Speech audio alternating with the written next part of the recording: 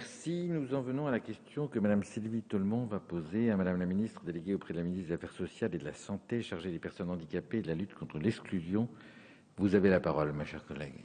Merci, Monsieur le Président. Madame la ministre, ma question porte sur l'importance de l'inclusion scolaire des enfants en situation de handicap et sur le manque de place en Sarthe dans les structures accompagnant cette scolarisation. Une des priorités du gouvernement repose sur l'école, ce qui constitue une étape capitale au service de la scolarisation de tous les enfants, et particulièrement de ceux en situation de handicap. Incité par la loi du 11 février 2005 pour l'égalité des chances, la participation et la citoyenneté des personnes handicapées, le courageux combat pour l'insertion en milieu scolaire des enfants handicapés est aujourd'hui relancé. Si les associations qui portent cette lutte depuis des années se réjouissent de cet engagement, elles sont indignées face aux sérieuses difficultés rencontrées dans la mise en application de la loi depuis bientôt 10 ans. Dans le département de la Sarthe précisément, l'ADAPI, association parentale prenant en charge les familles des enfants en situation de handicap et favorisant leur inclusion scolaire, en fait le témoignage.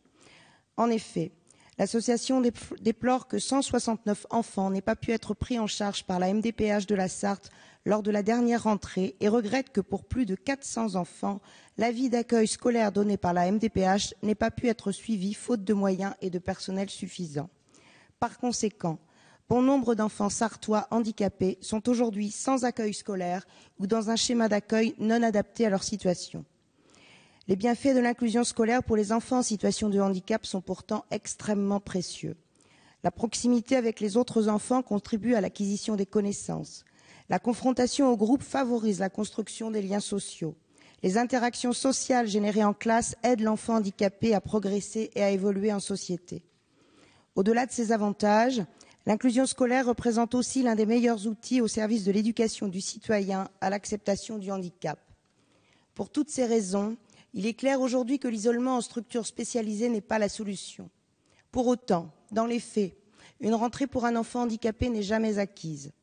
Tributaire de personnel encadrant suffisant, qu'il s'agisse d'AVS, d'éducateurs ou de psychologues, tributaire également de matériel adapté et de structures complémentaires, la scolarisation d'un enfant handicapé n'est possible qu'au prix d'une énergie folle déployée par la famille et d'une forte mobilisation de la part du personnel de l'école.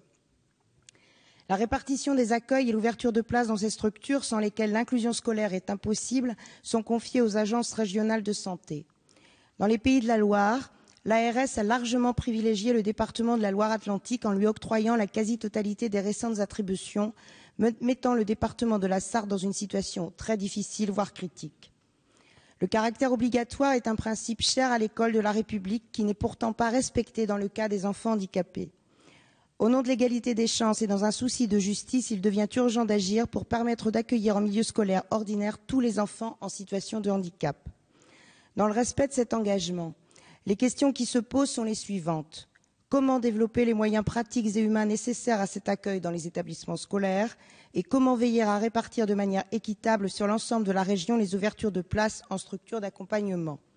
Ces questions sont d'autant plus fortes pour le département de la Sarthe, cruellement défavorisé sur ce point. Je vous remercie. Merci.